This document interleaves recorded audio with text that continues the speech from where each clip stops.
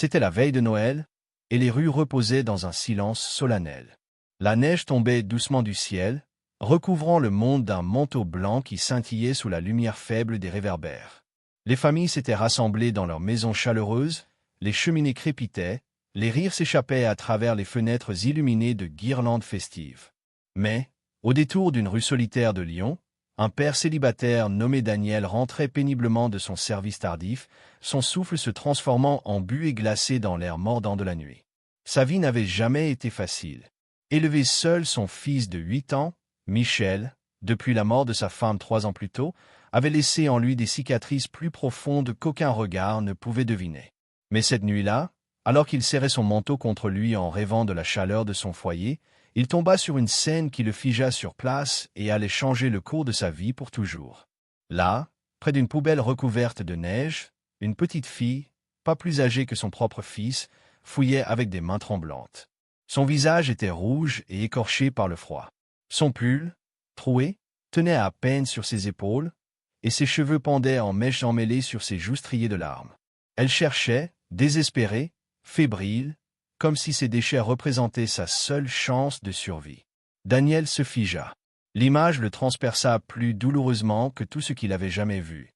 Et dans ce moment suspendu, son cœur se serra d'une douleur qu'aucun mot n'aurait su décrire. Il pensa, pourquoi cette enfant était-elle seule? Où étaient ses parents? Pourquoi fouillait-elle dans les ordures la veille de Noël alors que des enfants de son âge devaient être au chaud, sous des couvertures, attendant des cadeaux? Il s'approcha lentement, veillant à ne pas l'effrayer. Mais la petite le remarqua et s'immobilisa, serrant contre sa poitrine un morceau de pain abîmé comme un trésor. Ses yeux reflétaient la peur, mais aussi autre chose. Un vide que Daniel reconnaissait, car il l'avait vu trop de fois dans le miroir après la disparition de sa femme. Ce vide de la perte, cette faim qui n'était pas seulement celle du corps, mais celle d'un cœur qui cherche à appartenir quelque part. Daniel voulut parler, mais sa voix resta coincée dans sa gorge. Il s'agenouilla simplement à quelques pas, plongeant son regard dans celui de l'enfant, tandis que les flocons fondaient entre eux. Elle le regarda comme si elle ne savait pas s'il représentait une menace ou un miracle. Et Daniel comprit, à cet instant précis, qu'elle n'avait pas besoin de mots. Elle avait besoin de sécurité, de chaleur, de quelqu'un qui la voit vraiment.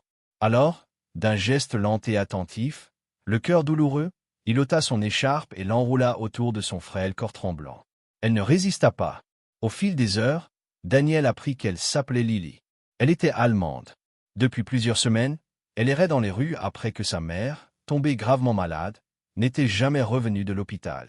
Son père, parti depuis longtemps, n'était plus qu'un souvenir flou qu'elle ne parvenait presque plus à évoquer. Elle survivait de reste, se réfugiant dans les porches et attendant une bonté qui ne venait presque jamais. Sa voix d'enfant, brisée par l'émotion, portait le poids d'une souffrance qu'aucun enfant n'aurait dû connaître. Et tandis que Daniel l'écoutait, le monde autour de lui s'effaçait. La seule chose qui importait, c'était que cette petite avait été oubliée par tous. Tous, sauf lui. Le chemin du retour parut plus long que jamais. Lorsque Daniel et Lily arrivèrent à la maison, Michel ouvrit la porte. Son petit visage s'illumina de surprise en apercevant la fillette. Sans poser de questions, il courut chercher une couverture de rechange dans sa chambre et l'enroula doucement autour de ses épaules, avec l'innocence que seuls les enfants savent offrir. Dans ce simple geste de compassion, Daniel comprit que son fils avait déjà saisi quelque chose que beaucoup d'adultes avaient oublié. Noël n'était pas une question de cadeaux, mais de dons. Pas une question de lumière, mais d'amour. La nuit se prolongea, emplie de la chaleur d'une soupe qui mijotait sur le feu, du souffle doux du radiateur combattant le froid de l'hiver, et du son fragile de la respiration de Lily, qui, petit à petit, s'abandonnait enfin au repos. Pour la première fois depuis des semaines, elle se sentait assez en sécurité pour fermer les yeux. Daniel, assis au bord du lit de son fils, observa les 2 enfants endormis. Des larmes lui montèrent aux yeux. Il sut que ce n'était pas un hasard. Peut-être que la vie l'avait brisé, mais peut-être aussi qu'elle lui offrait une chance de guérir, en devenant la lumière pour quelqu'un d'autre. Dans les jours qui suivirent, Daniel affronta des épreuves qu'il n'aurait jamais imaginées. Accueillir Lily signifiait plus de bouches à nourrir, plus de responsabilités, et la crainte écrasante de voir les autorités remettre en question son droit de s'occuper d'elle. Mais chaque jour, il voyait ses joues retrouver des couleurs, ses yeux s'éclairer, son rire revenir peu à peu.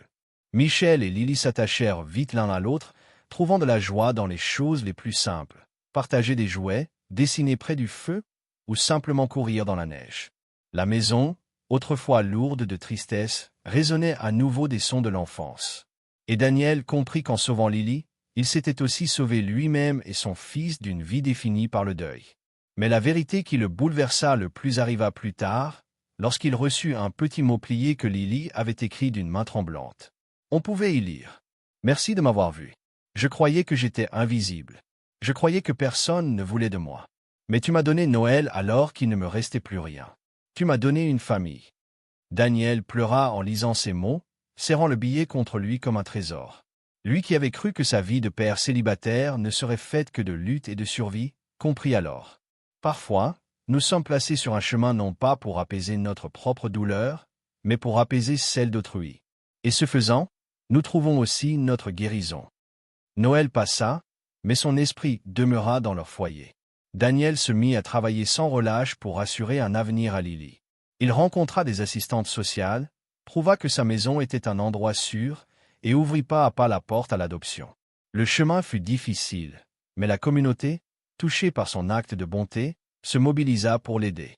Les voisins apportèrent des repas, ses collègues offrirent des cadeaux aux enfants, et peu à peu, Daniel découvrit que la bonté est contagieuse. Qu'un seul geste peut se répercuter dans d'innombrables vies. Et ainsi, au cœur de l'hiver, lors d'une nuit qui avait commencé dans la tristesse et le froid, un père célibataire et son fils trouvèrent une fille et une sœur qu'ils n'avaient jamais espérées. Ensemble, ils créèrent une famille bâtie non pas par le sang, mais par l'amour. Un amour assez fort pour transformer la tragédie en espérance et la solitude en appartenance. Si cette histoire a touché votre cœur, aidez-nous à la partager avec le monde. Aimez cette vidéo. Commentez ci-dessous vos pensées. Partagez-la avec quelqu'un qui a besoin d'espérance. Et abonnez-vous pour que d'autres histoires de compassion puissent inspirer des vies partout. Avant que cette histoire ne se termine, prenez un instant pour écrire en commentaire ce que signifie pour vous la gentillesse. Vos mots pourraient inspirer quelqu'un aujourd'hui. Et tandis que la neige continuait de tomber en cette saison de Noël, Daniel comprit quelque chose de profond.